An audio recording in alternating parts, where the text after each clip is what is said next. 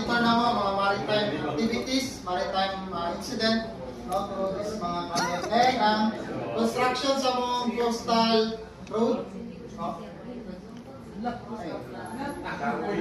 Mga pilot activity, makita kayo na mo. So, way back, ito lang po, July na ay capsize boat ato, no, na sila ay 19 ka-individuals na sakay. So, na-monitor na mo ito ang incident. Grabe ka.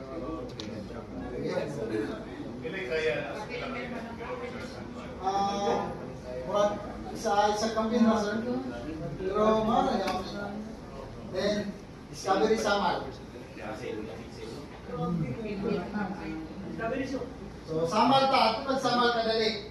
Ito pag-Samal kadali. So, mga nang Samal. And, so 5-star. 5-star. Monitor na kayo dali sa Maritime House. Sabi na yung tinatanaw. Rizong pa, sir. Rizong pa. Ano siya? And, tanaw na ito. So, pwede na siya. Wala may lang tinatanaw. Sir, wala incident.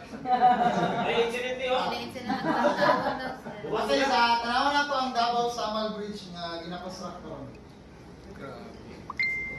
Kaya siya is na-halt na siya, i-halt sa Supreme Court. No? Wala siya ang Davao Samal Bridge. Doon naman nagsamal. Doon na. Ayun pag-apa sir. Alam mo yung Katong sa lang, sir. Sir? Mag-abiner po yun sila. Oo, wala po sila. Sabi na siya. Baliktad pa na, sir. Baliktad na po. Baliktad.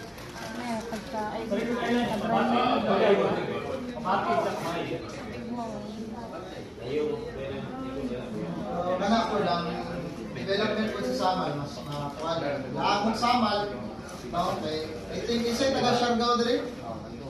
Ulit, natin taga-Siargao, di ba? Ikas bro ko. Katilang po nung dagat din. So, ano siya, no? So, sumpay niya siya sa katong coastal na ginakonstruct mo niya mga bago playa. So, katong last year ba ito, sir, ang Ironman? Last year ang Ironman, hindi siya giganap. Next year, dirigya po ng Ironman buhaton.